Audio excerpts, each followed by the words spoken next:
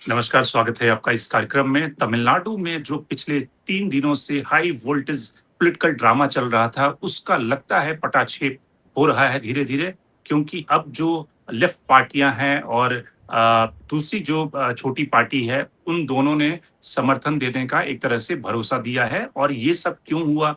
मल्लिकार्जुन खड़गे को क्यों फ़ोन खटखटाना पड़ा? और आखिर जो पिछले 3 दिनों से ये ड्रामा चल रहा था कि क्या एआईएडीएमके और डीएमके मिलकर वहां पर विजय को सत्ता से हटाने के लिए या सत्ता में न आ जाएं, उसके लिए बैकडोर चैनल से कोशिशें चल रही थी। उन सब का पटाक्षेप कैसे हुआ है और अब क्या तमिलनाडु में विजय को गवर्नर शपथ दिलाने के लिए आमंत्रित करेंगे, क्योंकि विजय ने समय मांगा है गवर्नर से तीसरी बार, और उसके बाद ये उम्मीद की जा रही है कि नए मुख्यमंत्री के रूप में विजय का शपथ ग्रहण समारोह होगा। लेकिन साथ ही कोलकाता, पश्चिम बंगाल में बीजेपी के नए मुख्यमंत्री यानी कि जो शुभेंदु अधिकारी हैं, उनके ताजपोशी की भी संभावना और बड़ी जिसको कहते हैं कि तैयारी चल रही है, क्योंकि बीजेपी जो बैठक दल की बीजेपी विधायक दल की जो बैठक है, उसमें अमित शाह ऑब्जर्वर के तौर पे पहुंचे हैं और वहां पे नए नेता का चुनाव होगा।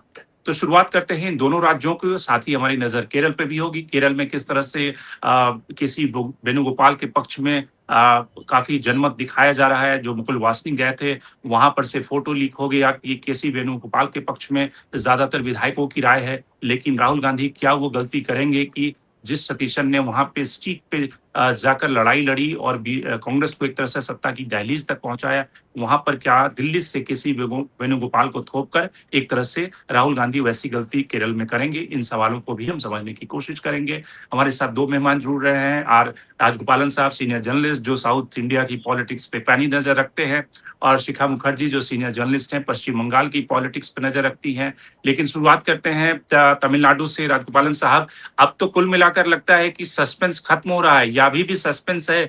एआईडीएमके और डीएमके ने जो पिछले 3 दिनों में जिस तरह से राजनीतिक थ्रिलर विजय को दिखाया है, शायद वो अपना सिनेमा एक्सपीरियंस भूल गए होंगे कि किस तरह से पॉलिटिकल थ्रिलर भी ऐसा हो सकता है कि उन्हें 7 एमएलए के लिए जिस तरह से 3 दिनों में 3 बार गवर्नर का दरवाजा खटखटाना पड़ा। अब क्या लगता है कि स्थिति सुलझ गई है मल्लिकार्जुन खड़गे के फोन कॉल के बाद?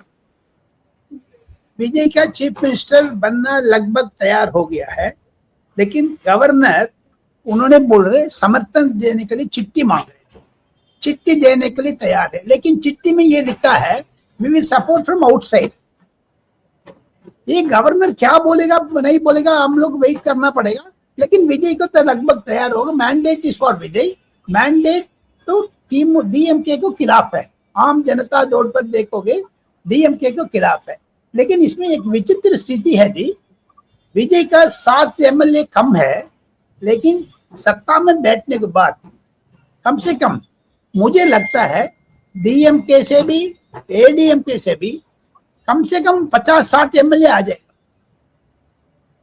टूटेगा 2/3। जैसे राज्यसभा में आम आदमी कच्ची के जो पार्टी का राघव चड्ढा आए थे ना, धड़ाधंग एकदम ऐसे आ जाएगा।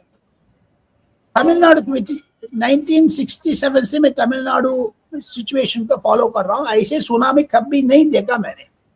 ये मैंडेट इज अगेंस्ट डीएमके, लेकिन डीएमके एडीएमके दोनों मिलने के लिए संभावना है। ये सेंट्रल गवर्नमेंट से कोई बीजेपी को दबाव है, रजनीकांत को थ्रू करके चेन्नई में ये अफवाह है, दिल्ली में भी अफवाह है। मुझे लगता है कांग्रेस जल्दीबाज कर दिया है, 5 एमएलए रख करके। कल तक आप डीएमके के साथ था, आज कैसे विजय के पास आ गया? And mandate for that 5 people और against DMK and against sorry pro DMK and against Congress. जैसे 2019 में महाराष्ट्र में उद्धव ठाकरे फडणवीस को झगड़ा हुआ था, उद्धव ठाकरे के इन लोगों ने शपथ किया था, ऐसे पॉलिसी राहुल गांधी ने अडॉप्ट किया। इसको विरोध है। आज सुबह डीएमके को नेता एमके स्टालिन सारा एमएलए को बुला करके एक बात कर रहे थे, लेकिन उदयनिधि स्टालिन का समर्थन 50% होगा टोटल एमएलए के बीच में। वो लोग चाहते हैं विजय को नहीं बनाना है, हम लोग दवा करना है। लेकिन बाई 3 o'clock हम 1 घंटे के पहले सीपीएम का central board secretary MA Baby साहब ने ऐलान कर दिया दिल्ली में, we are supporting from outside mister Vijay. ये गवर्नर के रूप को ऊपर वेट कर रहे हैं, नंबर 1। नंबर 2 है डीएमके एडीएमके पब्लिक दौड़ पर देखे हुए आजकल ये जो YouTube, Twitter, Facebook, TikTok, reel ऐसे में जनता लोग आ गया है। सोशल मीडिया दबाव है इंडिया जो विजय को साथ बहुत एक्सपर्ट है इतना लोग। विजय का कम से कम 200 फिल्म में एक्ट किया है, per year he is earning 2000 crore rupees. उधर छोड़ करके राजनीतिक पर आया है। एक ही कारण है, Udhayanidhi setting a cinema company called Red Giant. वो कम से कम 20,000 करोड़ रुपया इन्वेस्ट किया है। जो भी छोटा मोटा फिल्म तैयार करने वाले उसको लोन देते हैं, ये बैंकिंग इंडस्ट्री का तरह करते थे। उसको स्मैश करने के लिए विजय शुरू किया है। ये सिनेमा इंडस्ट्रीज में भी डिवाइड हो गया। तब जयललिता ट्राई की थी, वो फेल हो गई थी। अभी विजय ने सक्सेस हो गया। ये इंटरनल स्टोरी है, आप किसी को नहीं पता है ये चीज। तमिलनाडु में किसी का आपका रिपोर्टर को भेजोगे, आप पता लग जाएगा। तीसरा चीज है एडीएमके डीएमके इकट्ठा कभी नहीं हो सकता। कैसे राहुल गांधी नरेंद्र मोदी इकट्ठा हो सकते क्या? ममता बनर्जी शुभेंदु अधिकारी हो सकते क्या? नहीं होगा। तो ये लोग अफवाह उड़ा दे, विजय को डराया। उन्होंने अपना एमएलए को रखने के लिए, एमएलए को खुशी करने के लिए हम सत्ता में आ रहे 2 दिन उन्होंने काम चलाया। तो दिस आर ऑल फैक्टर्स। लेकिन ये विजय की सरकार जरूर चलेगी। 2029 में कांग्रेस को संबंध जो अग्रीमेंट हो गया है, आउट ऑफ 40 सीट 20 सीट इसको दे देंगे कांग्रेस का, 20 सीट विजय लड़ेगा। वो 20 सीट में कम से कम 15 सीट राहुल गांधी जीतेगा कांग्रेस। लेकिन आप ये बताइए कि ये जो एआईडीएमके की तरफ से ये एक तो कोशिश ये हो रही होगी कि ठीक है एआईडीएमके अपना फ्लॉक बचा ले क्योंकि उसमें टूट की ज्यादा संभावना दिखती है, या फिर एआईडीएमके को भी ये लगने लगा था दिल्ली की तरफ से अगर थोड़ा चाबी ऐंठा गया होगा तो एआईडीएमके को भी लगने लगा कि वो बैकडोर से सत्ता में आ सकते हैं। जबकि डीएमके और स्टालिन बहुत ही प्रैग्मेटिक अप्रोच के साथ वो कह रहे थे कि भाई मैंडेट उन्हें मिला है विपक्ष में बैठने का, वो सत्ता में शामिल नहीं होंगे। और ये दोनों पार्टियां, द्रविडियन पार्टी जानती है कि अगर वो बैकडोर से सत्ता में आ गए तो विजय अगर चुनाव में चले गए, रिजाइन कर दिया उनके एमएलए ने, तो 200 सीटों के साथ विजय वहां पे आएंगे क्योंकि पब्लिक सेंटिमेंट इस समय विजय के साथ में है। वैसी स्थिति में इस तरह की र्यूमर, इस तरह की एक्सरसाइज क्यों चल रही थी? अपना अपना क्षेत्र जो दल है उसको कामयाब रखने के लिए किया था। ये एडपाडी पळनिसामी पुदुचेरी उधर से कोई 100 किलोमीटर दूर जा करके उधर रिसोर्ट में मिले थे। भी कल उनसे बात किया है, इंडिविजुअली बात किया है, इंडिविजुअली समर्थन दे दिया। सर मैंने 25 करोड़ रुपया खर्चा किया है, हम 5 साल से सरकार में नहीं है, अगले 5 साल में नहीं होंगे, फिर हमारा बिजनेस क्या होगा, 25 करोड़ में कैसे उठाऊंगा। कहती मॉनिटरी प्रॉब्लम्स आ गया बीच में। हर एमएलए ने बोलने लग गया है we can not go out of our commitment. लेकिन हम लोग विजय का वोट ऑफ कॉन्फिडेंस में एब्सटेन करो, अच्छा हो जाएगा करके सुझाव दिया। तो एडपाडी पळनिसामी सोचने लगे ये लोग तो क्रॉस करने वाले हैं, उनको नंबर पता है वो कितना, कम से कम मेरा नंबर से आउट ऑफ 49 30 लोग निकल जाएंगे विजय की तरफ एडीएमके से। लेकिन विजय की चुनौती बहुत है, केंद्रीय सरकार से बहुत चुनौतियां हैं। कैसे वो इकोनॉमिक पॉलिसीज में, तमिलनाडु में फाइनेंशियल इमरजेंसी लगने वाले हैं। तमिलनाडु में फाइनेंस सिचुएशन बड़ा खराब है क्योंकि सारा मुफ्त में दे दिया है। तमिलनाडु में जो बाकी बचा है 100 रुपया 200 रुपया, बीजेपी कैसे शुरुआत करेंगे? केंद्रीय सरकार से, नरेंद्र मोदी से तो जरूर पूछना पड़ेगा, पैसा कुछ दे दो। रिजर्व बैंक से भी लोन लिया है, total 15 lakh crore rupees loan है दोनों तरफ से। विजय हाउ इज गोइंग टू, विजय ने डीएमके से भी अधिक फ्री भी अनाउंस कर दिया है। रोड तमिलनाडु में जितना भी बस है 60 साल के ऊपर औरत आदमी जो भी फ्री जा सकते हैं कह दिया। आप मेट्रो को भी बोल रहे साथ साथ। So there is imbalance. First of all Vijay has to take this precaution how to manage fiscal economy of Tamil Nadu. Second thing, RSS governor बैठा है उधर, राजेंद्र आवेलेकर इसे गोवा कांग्रेस जो बीजेपी से बहुत सीनियर लीडर है, उन्होंने 2 दिन तरका दिया है। तीसरा दिन ही में पुट लॉट ऑफ ऑब्स्टेकल्स, कैसे कैसे करेगा। तीसरा है वायलेंस जरूर होगी, जैसे कलकत्ता में हुआ था जो रथ साहब का दिगांत होता है, जो मारा था, something will happen in Tamil Nadu, it's not going to be peaceful state. तीसरा है ऑर्गेनाइजेशन वाइज, मैं कम से कम 45 साल पार्लियामेंट कवर किया, आपको जानते हैं, मैडम को भी अभी मैं फर्स्ट बार मिल रहा, मैडम को भी नमस्ते कहते हुए समझाना बोलना चाहते हैं। मैं कम से कम 500 MB का देखा है, प्राइम मिनिस्टर प्रेसिडेंट के साथ विदेश घूमा, राजनीति कुछ पकड़ा है। विजय को एक राजनीति भी नहीं आ रहे, वो कैसे घुमाएंगे ये लोग मिला करके, दोनों बड़े बड़े जांबवान बैठे हैं सामने, आपको जायंट्स, उसको सामने कैसे जाएगा पता नहीं है। एंड सेकेंड थिंग, उदयनिधि का विजय के स्टालिन का दोनों को टक्कर है सिनेमा इंडस्ट्री से, not on politics. So therefore ये कैसे मिंगल करेंगे? विजय का एडमिशन कोई नहीं है, विजय को चुनाव के पहले कोई साथ जाना नहीं चाहते थे, चुनाव के बाद सब लोग आना चाहते हैं, ये सारा कॉन्ट्रडिक्शन है। कैसे संभालेगा? मुझे डर लगता है 6 महीने उन्होंने इस्तेमाल करेगा, क्योंकि जो देखते देखते मध्य प्रदेश में कैसे हो गया, गोवा में क्या हुआ, महाराष्ट्र में क्या हुआ, पंजाब में क्या हो रहा है, आप तो देख रहे, ये तमिलनाडु में शायद 6 महीने में होगा, मुझे डर है। ठीक है, पश्चिम बंगाल पे आते हैं और फिर सवाल लेंगे कि विजय ने जो पिछले 2 दिनों में एक पॉलिटिकल इनएक्सपीरियंस दिखाया है, उससे किस तरह की सत्ता की उम्मीद की जा सकती है। लेकिन पहले शिखा जी, पश्चिम बंगाल में क्या ये मान लें कि शुभेंदु अधिकारी ने 2 बार प्रूफ किया है ममता के सामने जीतकर, उसके बाद जिस तरह से शुभेंदु अधिकारी का क्लाउड है मिदनापुर और बाकी इलाकों में, जो नॉर्थ बंगाल के इलाके हैं वहां पर, वैसी स्थिति में शुभेंदु को इग्नोर करना बीजेपी एफोर्ड नहीं करेगी। आज की तारीख में बीजेपी को वहां पे उस तरह का व्यक्ति भी चाहिए जो टीएमसी के काडर और उन सब के ऊपर एक साइकोलॉजिकल एज बना के रखे। शुभेंदु थोड़े दादा किस्म के राजनेता भी हैं, आपको लगता है कि शुभेंदु का क्लेम सबसे ज्यादा है? शुभेंदु का क्लेम सबसे ज्यादा है, और शुभेंदु का क्या कहते हैं, लोग पहचान सबसे ज्यादा है। यही इश्यू है कि पश्चिम बंगाल की राजनीति में पहचान की एक जरूरत होती है, क्योंकि उनके पहले की जो जितने भी मुख्यमंत्री हुए हैं उनका बहुत ज्यादा पहचान था। तो शुभेंदु इस तरह एक पिछले 5 साल में या 2020-22 से शुभेंदु का एक बहुत बड़ा पहचान बन गया है पश्चिम बंगाल की राजनीति में।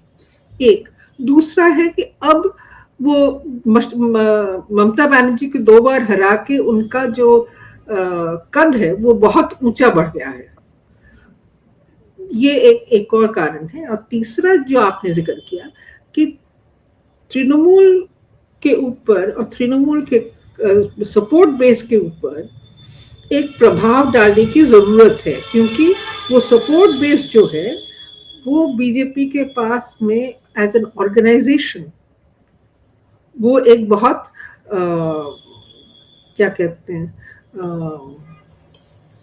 एक रिक्वायरमेंट भी है और एक डिजायर भी है कि उस सपोर्ट बेस को अगर हमारे साथ वो जुड़ जाए तो वहां पे जो हिंसात्मक घटनाएं घटने वाली हैं और अभी से जिसका टेंशन बढ़ रहा है, छुटपुट घटनाएं हुई हैं, उसको संभालने के लिए वो सपोर्ट बेस बहुत जरूरी है।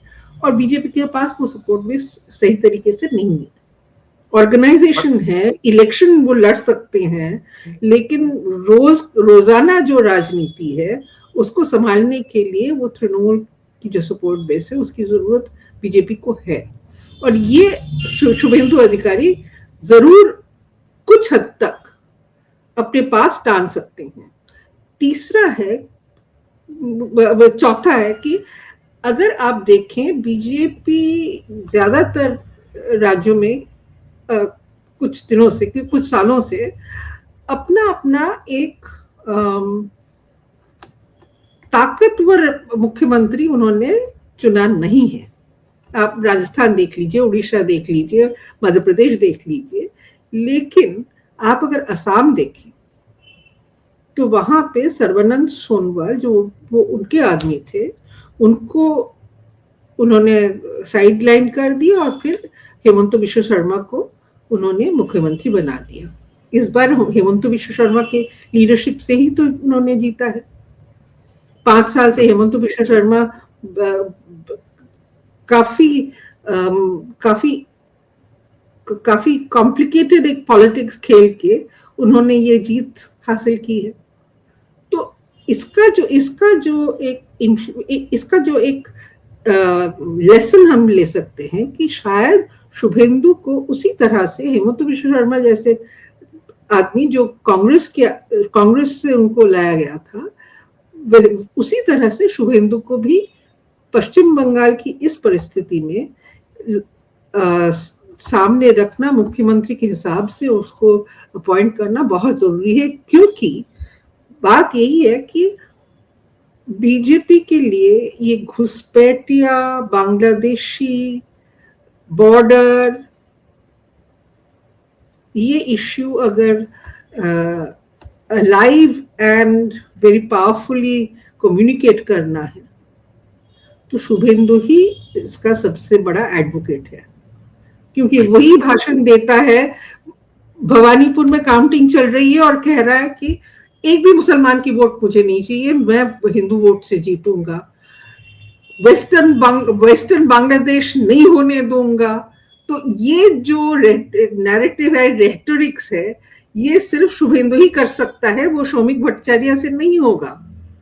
हालांकि देखिए किस तरह से ये why is he important. Suvendu की पर्सनल असिस्टेंट चंद्रनाथ रात 2 दिन पहले एनकाउंटर होके वो मर गया, बट जो एक्सप्लेनेशंस आई, शुभेंदु खुद उन्होंने कहा कि यहाँ कुछ साजिश है और उसको मारा गया है, हमको डिस्टेबलाइज, शुभेंदु को पर्सनली डिस्टेबलाइज करनी है। एक दूसरा है कि फटाफट शौमिक भट्टाचार्य ने, जो प्रेसिडेंट है बीजेपी के, उन्होंने फटाफट बोल दिया कि ये किलिंग का जो पैटर्न है उससे उन्हें लगता है पुलिस इन्वेस्टिगेशन भाड़ में जाए, लेकिन शौमिक भट्टाचार्य को लगता है कि ये पूरा प्लान और एग्जीक्यूशन बांग्लादेश से कोई आके यहाँ पे किया है। और क्योंकि मध्यम ग्राम जो है वो बांग्लादेश बॉर्डर के पास है, और बांग्लादेश बॉर्डर से जितने anti social, anti national, miscreants, criminals वो आते रहते हैं, ये उनका कहना है। हालांकि उसे यही लगता है कि बॉर्डर बिल्कुल खुला है और सब ऐसे ही आते जाते रहते हैं, लेकिन फिर भी ये जो नैरेटिव है इसको अगर, और ये नैरेटिव बीजेपी को बहुत जरूरी है इस वक्त, क्योंकि शिखा जी, चूंकि बीजेपी की तरफ से एक तरह से वहां पे घोषणा हो गई है कि शुभेंदु अधिकारी ही मुख्यमंत्री होंगे, लेकिन आपने जो बातें बताई कि वो काफी सिग्निफिकेंट है। अगर हम मध्य प्रदेश या राजस्थान या उन राज्यों से तुलना करें, पश्चिम बंगाल की, आसाम की, तो ये मध्य प्रदेश या राजस्थान वैसे राज्य हैं जहां पे बीजेपी का डोमिनेंस पहले से ही है, और बीजेपी वहां पे एक्सपेरिमेंट करने की हालत में है कि वो मोहन यादव को बिठा दे या सोहन यादव को बिठा दे, उससे कोई बहुत ज्यादा फर्क नहीं पड़ेगा, क्योंकि बीजेपी वहां पे पिछले 30 सालों से सत्ता में है और जनसंघ के जमाने से उनकी जड़ें मजबूत है। लेकिन पश्चिम बंगाल और आसाम वैसे स्टेट हैं जहां पे बीजेपी को अभी सफलता मिली है, और वहां पर घुसपैठिया और जो बांग्लादेश का बॉर्डर और ये सब नैरेटिव है, उसके लिए बीजेपी को शुभेंदु अधिकारी की जरूरत थी, जिसके लिए उन्होंने शुभेंदु का चयन किया है। लेकिन आपको लगता है कि उसके साथ में जो रीजन अलाइनमेंट होता है उसमें महिला डिप्टी चीफ मिनिस्टर और नॉर्थ बंगाल से chief minister, deputy chief minister, इस तरह के जो बीजेपी अलग अलग राज्यों में करती है कि 2 डिप्टी चीफ मिनिस्टर लगा देती है सीएम के साथ में, वो सब भी बंगाल में होंगे। देखिए वो सब जरूरी है, 2-3 कारण है। क्योंकि यहाँ पे सुनाई दे रहा था कि, और आज रात तक शायद पता भी चल जाए, सुनाई दे रहा था कि 2 चीजें हैं। पहली बात तो यह है कि पश्चिम बंगाल में फ्रॉम 1947 आज तक जितने लोग मुख्यमंत्री बने सब अपर कास्ट के हैं।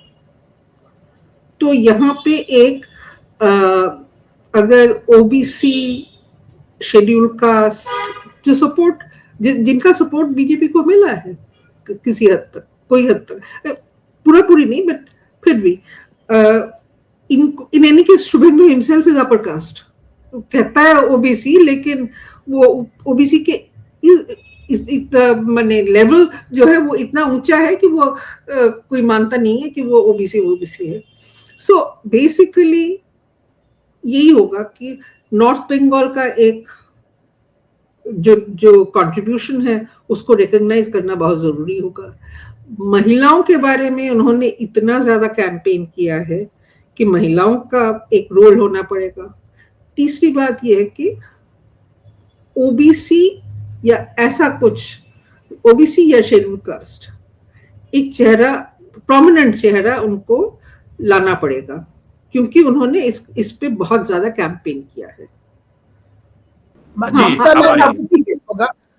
ममता बनर्जी के फ्यूचर होगा, क्योंकि मैंने बोल दिया है तमिलनाडु में डीएमके एडीएमके का अनदर 10 साल का फ्यूचर है नहीं है, बीजेपी का दबदबा होगा। सिमिलरली नॉर्थ इंडिया में, स्पेशली वेस्ट बंगाल में, ममता बनर्जी का फ्यूचर क्या होगा, कम्युनिस्ट का फ्यूचर क्या होगा? Good question, thank you. तो अगर वो कैबिनेट की बात छोड़ दें, मुख्यमंत्री की बात हम छोड़ दें, तो सवाल ये है कि ममता बनर्जी के पास सामने दो क्राइसिस है। एक, अपना पार्टी को मजबूत रखना, अपने कंट्रोल में रखना, जो काफी हद तक मुश्किल होगा।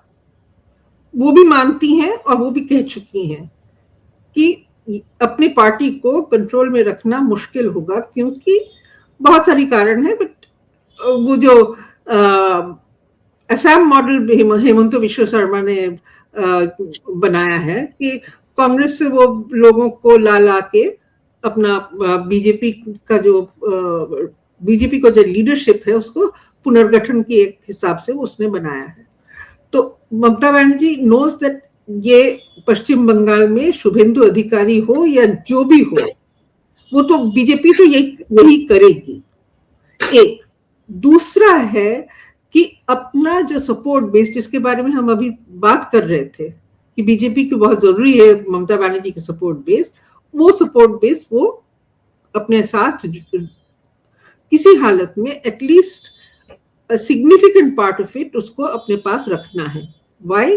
Because violence will follow. अभी तक violence in Paschim Bangal control में है कुछ हद तक, लेकिन यहाँ पे वायलेंस होना ऑलमोस्ट इनेविटेबल है, जिसका चेहरा हमने पहले बहुत साल से हमने नहीं देखा। तो आप कह रही हैं कि वायलेंस के जरिए जो TMC No, not violence. You have to manage। Trinamool के जो सपोर्टर्स हैं उसको प्रोटेक्शन देने की तो जरूरत है ना। How do you give protection to the Trinamool supporters without your own people? बहुत मुश्किल है।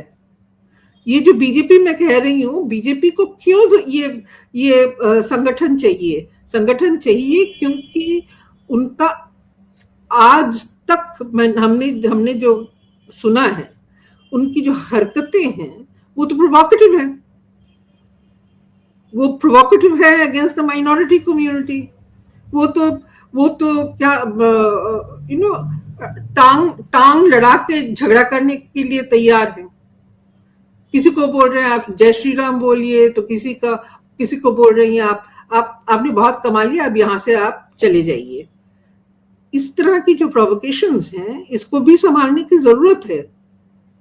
अगर तो आप कह रही हैं कि देश के दूसरे हिस्सों में जिस तरह से माइनॉरिटी एक तरह से न्यूट्रलाइज हो गए हैं कि बीजेपी के डोमिनेंस के कारण, पश्चिम बंगाल में वो स्थिति नहीं होगी, क्योंकि ममता का एक बड़ा सपोर्ट बेस, एक तो ममता की सपोर्ट बेस है, दूसरा है कि ये लेफ्ट पार्टीज और कांग्रेस इसको किस तरह से हैंडल करती है। जब आज देखिए कल शपथ है, आज नए मुख्यमंत्री उनको चुना जाएगा, और आज ही लेफ्ट पार्टीज कलकत्ते में in the heart of the city, यानी कि जैसे दिल्ली में जंतर मंतर है, उसी तरह की एक जगह पे वो आज रैली कर रहे हैं, क्योंकि वो ये जो धर्मीय टक्कर और बाकी सब चीजों के खिलाफ वो रास्ते पे अभी से उतर आए हैं, क्योंकि टेंशन काफी है शहर में, टेंशन काफी है पश्चिम बंगाल में, और इसको दिखाना जरूरी है कि अगर आप इसको ज्यादा छेड़ते हैं तो हम रास्ते पे उतर आएंगे, हम ऑलरेडी रास्ते पे हैं। तो ये कॉम्प्लेक्सिटी को हमको समझना है और रियलिटी जो है उसको हमको एक्सेप्ट करना है कि यही हालत है इस वक्त अंडर नो प्रोवोकेटिव काम कर रहे हैं बीजेपी वाले, तोड़फोड़ कर रहे हैं, लोगों को डरा रहे हैं, लेकिन क्योंकि अभी तक मुख्यमंत्री का चुनना बाकी है, उनका शपथ बाकी है, ये पूरा ये रास्ते पे नहीं निकल आया है। इसके बाद जो होगा उसको संभालने की बहुत जरूरत है, और वो सिर्फ पुलिस से नहीं होगा, वो प्रशासन से नहीं होगा, वहां पे पॉलिटिकल पार्टीज को आगे जाके इसको संभालना पड़ेगा। बिल्कुल। और ये रोल जो है ये सीपीएम और कांग्रेस कैसे इसको झेलती है, तृणमूल इसको कैसे झेलती है, और प्रशासन क्या करती है, सब देखने वाली बात होगी। बिल्कुल, जो चैलेंजेस शुभेंदु अधिकारी के सामने हैं वो काफी गहरे हैं, और शुभेंदु अधिकारी का चयन एक तरह से बीजेपी की उस राजनीति को, स्ट्रैटेजी को भी दिखाता है कि बीजेपी पश्चिम बंगाल में जो अपनी डोमिनेंस है टीएमसी के ऊपर, उसको और कैसे आगे ले जाना चाहती है, मजबूत करना चाहती है। लेकिन राजगोपालन साहब, जो हम सवाल कर रहे थे तमिलनाडु को लेकर कि शुरुआती दिनों में 2-3 दिनों में विजय ने जिस तरह से गलतियां की है, किसी पॉलिटिकल पार्टी से सपोर्ट क्या व्हाट्सएप मैसेज के जरिए मांगे जाते हैं? राज्यपाल से भारत में अभी भी वो परंपरा है कि आप गवर्नर से टाइम मांगते हैं और जाकर मिलते हैं और उसके बाद अपनी बात रखते हैं। विजय ने वहां पे भी गलती की, ईमेल भेजा गवर्नर को, उसके बाद फिर जब वो गए चिट्ठी लेकर उसमें कांग्रेस का नाम डाल दिया उन्होंने कि हमारे पास कांग्रेस के 5 एमएलए का सपोर्ट है। तो विजय ने एक के बाद एक गलतियां की है, पहले अपनी पॉलिटिकल इनएक्सपीरियंस, अनुभवहीनता दिखा दी है। अब आपको लगता है कि सरकार तो बन जाएगी, लेकिन उसके बाद क्या आपको लगता है कि विजय में परिमार्जन होगा, विजय रिफॉर्म होंगे, धीरे धीरे टाइम के साथ वो एक एक्चुअल पॉलिटिशियन बन जाएंगे, या फिर गलतियां करते रहेंगे और एआईडीएमके डीएमके उनको खाने के लिए बैठी हुई हैं? एक्चुअल पॉलिटिशियन बनना मुश्किल है, उनकी जड़ में नहीं है, उनके खून में नहीं है। क्योंकि मैं 2-3 उदाहरण दे करके मैं दूसरा हार्डकोर पॉलिटिक्स में जाना चाहता हूँ। कल गवर्नर से मिलने गया है, कोई गुलदस्ता, फूल, नहीं तो मंगलस्त्रम, नहीं तो कोई सामान लेके, गिफ्ट लेकर के, मिठाई बॉक्स लेकर के जाना था। वो बड़ा कमेंट्री हो रही सोशल मीडिया में तमिलनाडु में। हमारा तमिल कल्चर है, suppose if I go to my wife's place और my mother in law, father in law और माई सिस्टर, हम लोग एक फूल लेके जाते हैं प्लस 5-6 केला, 5-6 एप्पल, 5-6 कोई गिफ्ट नहीं है, प्यार से देना था। वो विजय ने नहीं लेके नहीं गया है। तीसरा है जो अजय बल्ला करके होम सेक्रेटरी थे, आजकल वो मणिपुर में गवर्नर बन गया है। ये होम सेक्रेटरी का चिट्ठी लिख रहा है, अजय बल्ला governor of Manipur, home secretary का लिख रहा है। वो टाइपिस्ट को भी नहीं पता, जो लेटर कम्बर उसको कौन होम सेक्रेटरी है दिल्ली में पता नहीं है। अजय बल्ला जाकर के 6 महीने हो गया है। सेकंड थिंग, इन्होंने गलती किया है लेटर राइटिंग में, किसी एडवोकेट को भी पूछा नहीं है। एंड सेकंड थिंग, जो गवर्नर से मिल रहे हैं, आप कैन यू गिव फोन में बात कर सकते थे, नहीं तो फर्स्ट डेलीगेशन जाकर के मिलते थे। ईमेल क्यों भेज रहे? गवर्नर साहब उसमें नाराज हो गया। सेकंड इंपॉर्टेंट थिंग, उसको चीफ मिनिस्टर कॉन्वॉय पुलिस ने दे दिया है। गवर्नर ने बोला हटाओ इसको। ऐसे 5-6 सिक्योरिटी ऑफिसर आ गया, चीफ मिनिस्टर गाड़ी कैसे भेजा है? शपथ ग्रहण नहीं हुआ। मोस्ट इंपॉर्टेंट थिंग, यस्टरडे जो गया कल शपथ ग्रहण के लिए कम से कम 50-60 लाख रुपया खर्चा कर दिया, बड़ा बड़ा एलईडी स्क्रीन रख दिया, विजय वाड़, विजय जिंदाबाद, विजय जिंदाबाद लेके बोर्ड बैनर लगने शुरू किए सरकार के खर्चा से। गवर्नर ने उन्होंने रोक दिया। सो छोटे छोटे गलती से पब्लिक जो है इम्पोर्टेंस कम होगा, लेकिन उनकी पॉपुलैरिटी में कम से कम दूसरा चुनाव भी जीत जाएगा। उसको हराने का कोई किसी का हिम्मत नहीं है। मुझे लगता है ये आइडियोलॉजिकल वॉर है, जैसे मैडम ने अभी वेस्ट बंगाल के बारे में अच्छी तरह से समझा रही थी, मैंने तमिलनाडु को इतना अध्ययन किया है, मुझे लगता है द्रविडियन मूवमेंट का धीरे धीरे कम होने का संभावना है। और ये जो कई सारे लोग ये भी शंका जता रहे थे कि बीजेपी जो गवर्नर के जरिए वहां पे खेल करने की कोशिश कर रही है, तो बीजेपी क्या ये चाहती थी कि एआईडीएमके और डीएमके किसी भी तरीके से वहां पे सत्ता में आ जाए, ताकि एक तरह से जैसे ही सत्ता में आएंगे ये दोनों पार्टियां फिनिश हो जाएंगी, क्योंकि आप मैंडेट के खिलाफ जाकर सत्ता बनाने की कोशिश कर रहे हो और बैड पब्लिसिटी मिलेगी, विजय का सपोर्ट और बढ़ेगा और तब बीजेपी का खेल वहां पे शुरू होगा, बीजेपी का ग्राफ बढ़ेगा। जैसे ही द्रविडियन पार्टी डिस्क्रेडिट होंगी तब बीजेपी का थोड़ा सा वहां पे ग्राफ बढ़ सकता है। इवन अदरवाइज जयललिता करुणानिधि का दिगांत के बाद बीजेपी का एंट्री रजनीकांत को थ्रू होने वाले थे, लेकिन हिंदुत्व में पकड़ हो गया है। नहीं तो अभी दीपतून आपको याद होगा, तिरुपरंकुंड्रम में लैंड चलाने के लिए पॉलिसी था, उन्होंने वर्ल्ड मुरुगन कॉन्फ्रेंस किया है, तो ये सारा डीएमके ने ऑर्गेनाइज किया है, वो हिंदुत्व पकड़ गया। जैसे ममता बनर्जी जी ने पंडाल के लिए, नवरात्रि पंडाल, दुर्गा पंडाल के लिए पैसा देने लग गई, सिमिलरली तमिलनाडु में टेम्पल्स के लिए पैसा देने लगे, लेकिन उन्हें बीजेपी का ये आशंका है, जैसे आंध्र में वाईएस राजशेखर रेड्डी ने क्रिश्चियनिटी को बढ़ाया है, तमिलनाडु में बीजेपी क्रिश्चियनिटी को बढ़ाएगा करके मन पर आशंका है, लेकिन चेकमेट उधर सामा बहुत है, चेकमेट है तमिलनाडु में, क्योंकि पावरफुल अपोजिशन पार्टीज है। बिल्कुल, तो कुल मिलाकर जो बड़ी बात है तमिलनाडु में कि गवर्नर के सामने अब कोई ऑप्शन नहीं है, क्योंकि 118 एमएलए की चिट्ठी के बाद गवर्नर को उन्हें इनवाइट करना पड़ेगा और मुख्यमंत्री की कुर्सी या ताज उन्हें वो दिलाना पड़ेगा। भले ही बाकी आने वाले दिनों में विजय की जो मुश्किलें हैं सेंटर से फंड को लेकर, जिस तरह से उन्होंने वेलफेयर स्कीम के वादे किए हैं, उसके लिए पैसा कहाँ से आएगा और किस तरह से आने वाले दिनों में, क्योंकि 7-8 एमएलए के सपोर्ट से आप बहुत ही स्टेबल सरकार नहीं चला सकते, तो निश्चित रूप से विजय को एआईडीएमके को स्प्लिट करना होगा या फिर डीएमके के विधायक विजय को सपोर्ट करें, इन दोनों ऑप्शन को एक्सप्लोर करना होगा। लेकिन पश्चिम बंगाल में जो स्थिति है कि शुभेंदु अधिकारी वहां के नए मुख्यमंत्री होंगे और पश्चिम बंगाल में बीजेपी टीएमसी के ऊपर जो अपनी डोमिनेंस है उसको आने वाले दिनों में और मजबूत करना चाहती है और शायद इसलिए शुभेंदु वहां पे जरूरी है। तो आज के कार्यक्रम में इतना ही। राजगोपाल साहब बहुत बहुत धन्यवाद हमसे जुड़ने के लिए, और शिखा जी आपका भी बहुत बहुत धन्यवाद हमसे जुड़ने के लिए। देश और दुनिया की बाकी खबरों के लिए आप बने रहिए डायलॉग्स के साथ।